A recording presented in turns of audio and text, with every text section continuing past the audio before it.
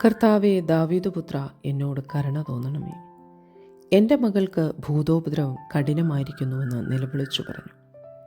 വിശുദ്ധ മത്തായി എഴുതിയ സുവിശേഷം 15-ാം അധ്യായം 22-ാം വാക്യത്തിൽ തൻ്റെ മകൾക്ക് വേണ്ടി യാചിക്കുന്ന കാനാൻകാരി സ്ത്രീയുടെ നിലവിളിയാണിത്.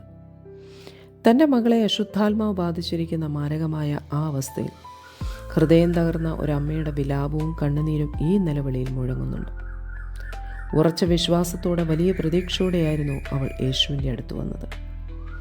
ഗദരദേശത്തെ ലഗ്യോൻ ബാധിച്ചവനെ പോലും സുഖപ്പെടുത്തിയവൻ തൻ്റെ മകളെയും സുഖപ്പെടുത്തുമെന്ന് അവൾ പ്രതീക്ഷിച്ചു. എന്നാൽ അവൾ പ്രതീക്ഷിച്ചതിലും വിരുദ്ധമായിരുന്നു യേശുവിൻ്റെ പ്രതികരണം.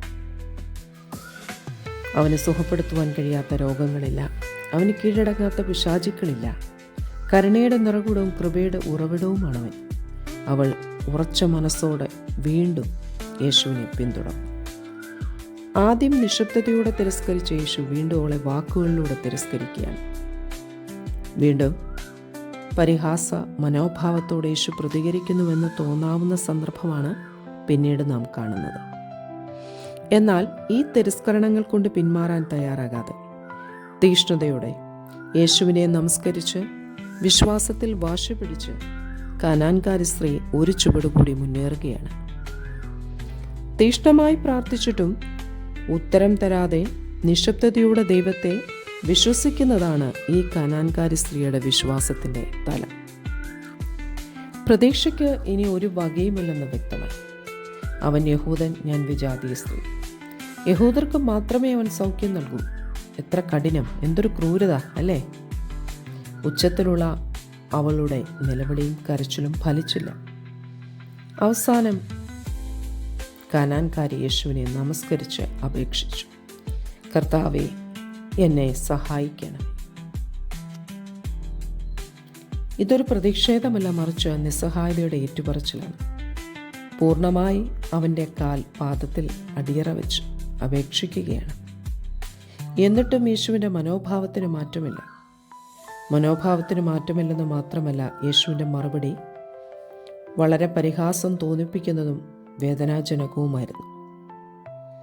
അടുത്ത നിമിഷം ആ മാതാവിൻ്റെ പ്രതികരണം വിശ്വാസത്തിൻ്റെ വേറൊരു തലത്തിലേക്ക് വഴിയൊരുക്കുന്നു. അടിപതറാത്ത ആ സ്ത്രീയുടെ വിശ്വാസവും ആഴമേറിയ വിനയവും പ്രകടമാകുന്ന ആ മറുപടിയിൽ യേശു പ്രതികരിച്ചു, സ്ത്രീയെ, നിന്റെ വിശ്വാസം വലിയത്, നിന്റെ ഇഷ്ടം പോലെ നിനക്ക് ഭവിക്കട്ടെ. അഗ്നിശോധനയെ അതിജീവിക്കുന്ന നശ്വരമായ സ്വർണത്തേക്കാൾ തിളക്കമുള്ളതായിരുന്നു തടസ്സങ്ങളെ അതിജീവിച്ച ആ സ്ത്രീയുടെ വിശ്വാസം. തൻ്റെ വിശ്വാസം ഏറ്റുപറയുവാനും വിശ്വാസത്തിൽ ആഴപ്പെടുവാനും അവൾക്ക് ഈ പ്രതിസന്ധിയിലൂടെ വഴിയൊരുക്കുകയാണ് യേശു. ഇന്നത്തെ കാലഘട്ടത്തിൽ നമ്മുടെ വിശ്വാസം ഒത്തിരി വെല്ലുവിളികൾ നേരിടുന്നുണ്ട്. വിശ്വാസത്തിൻ്റെ പ്രാധാന്യം ഒരിക്കൽ കൂടി ഓർമ്മിപ്പിക്കുക ആണ് വിശുദ്ധ മത്തായി ശ്ലീഹ ഈ കാനാൻകാരി സ്ത്രീയിലൂടെ. ഇവിടെ വികാരനിർഭരമായ ഒരമ്മയുടെ നിലവിളിക്ക് മുന്നിലെ യേശുവിൻ്റെ നിശബ്ദത നമുക്ക് ഒരുപക്ഷെ ആശ്ചര്യകരമായി തോന്നും. എന്നാൽ യേശുവിൻ്റെ മൗനം ഇവളുടെ വിശ്വാസ വളർച്ചയ്ക്കും അവളുടെ തീഷ്ണമായ വിശ്വാസ പ്രകടനം അനേകർക്ക് സാക്ഷ്യമായി മാറുകയും ചെയ്തു. നമ്മുടെ ജീവിതത്തിലും പ്രാർത്ഥനകൾക്ക് ഉത്തരം ലഭിക്കാത്ത അവസരങ്ങൾ ഉണ്ടായിട്ടുണ്ട്. നമ്മുടെ പ്രാർത്ഥനകൾ തിരസ്കരിക്കപ്പെടുന്നുവെന്ന് നമുക്ക് തോന്നാം. നമുക്ക് ചുറ്റും നിൽക്കുന്നവർ ശിഷ്യന്മാരെ പോലെ നിരുത്സാഹപ്പെടുത്തുന്ന വാക്കുകൾ പറയുന്നവരായിരിക്കും. എന്നാൽ തളരാതെ, അണുവിട പതറാതെ വിശ്വാസം ഉറപ്പിക്കുവാൻ, സ്ഥിരോത്സാഹത്തോടെ പ്രാർത്ഥിക്കുവാൻ കാനാൻകാരി പ്രചോദനമേകുകയാണിവിടെ. യാബോക്ക് നദിക്കരയിൽ നേരം വിളക്കുവോളം ദൈവത്തോട് മല്ലയുദ്ധത്തിനായൊരുങ്ങിയ അനുഭവം യാക്കോബിന് മാത്രമല്ല, നമ്മുടെ എല്ലാവരുടെയും ജീവിതത്തിലുള്ളതാണ് അല്ലേ? കീറമുറിക്കുന്ന വേദനയുടെ നദിക്കരയിലായിരിക്കുമ്പോൾ, പ്രതിസന്ധികളുടെ ഭാണ്ഡക്കെട്ടുകളുമായി മോറിയാമല കയറുമ്പോൾ, രോഗങ്ങളുടെ കാനാൻ ദേശത്തായിരിക്കുമ്പോൾ, ഒരുപക്ഷെ ആരും സഹായത്തിന് കണ്ടെന്ന് വരില്ല.